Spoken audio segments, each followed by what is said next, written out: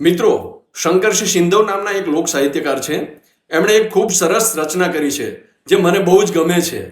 એ રચના આપની સમક્ષ પ્રસ્તુત કરવા માંગુ છું. ધ્યાનથી પૂરી સાંભળજો, મજા આવશે. આજના આ આધુનિક યુગમાં આપણે એટલા બધા આગળ નીકળી ગયા છીએ કે પાછળ આપણે શું શું ગુમાવ્યું છે એની વેદના અને વ્યથા રૂપે એમાં અતીતની યાદો રજૂ થઈ છે. તો સાંભળો, ત્યારે ખૂબ મજા આવે એવી રચના છે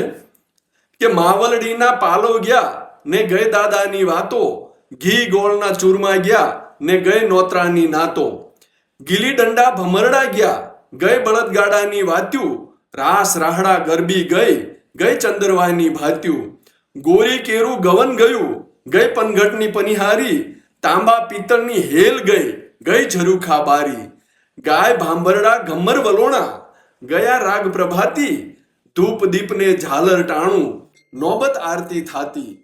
ગઈ ડેલીઓ ગયા ડાયરા ગઈ મહેમાનોની મોજુ, લાપસી લાડુ શિરામણ ગયા ક્યાં ગઈ અરજુ ચરજુ, માચી ઢોલિયા ઘરર ઘંટી માફો વેલ્ય મશિયાળા, ખાંડણીઓને સાંભેલું ગયા ઘર થયા ઓશિયાળા, મેઘ ગાણા અને પરબલા ગઈ મણ દેવતાની વાતું, મોટી તોરણ મસાલું ગઈ ગઈ ઘરચોળાની ભાત્યું, આણું ટાણું ઝિયાણું ગયું ગયું ભાણું ભાણું, ગાગર ઉતરળ ઓજમણ ગયા ગયું બલોયા ને બોઘાણું,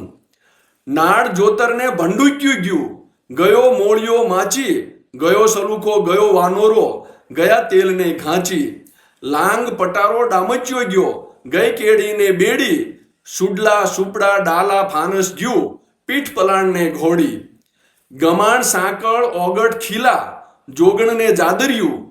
ઠોઠા બાફલું નીરણ નોંગણું ગયું ભેંસને માદર્યું, માડ મેળી ગોંખ ઓટલો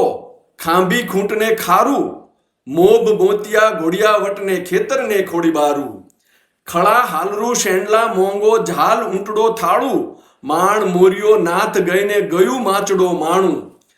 ઝેર જોટો આગળ્યો ગયો ભૂંગળને વળી તાળું, તાપણ સગડી કુલડી ગયા બાર શાખ પાણીયારું,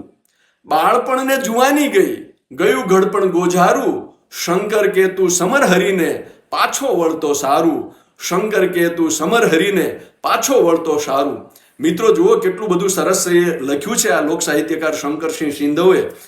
કેટલી સરસ રચના કરી છે અને એની અંદર જે શબ્દો વાપર્યા છે, જે શબ્દોનો ઉપયોગ કર્યો છે, કેટલા સરસ શબ્દો છે. આજની જે નવી પેઢી છે અથવા તો અત્યારની જે પોતાને આધુનિક ગણાવે છે એ પ્રકારની પેઢી છે, એ પેઢીને આમાંથી ઘણા શબ્દો છે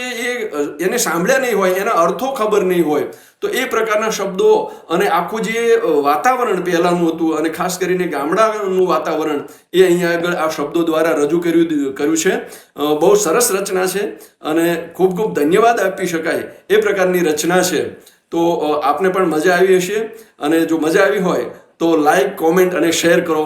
અને મોજ કરો.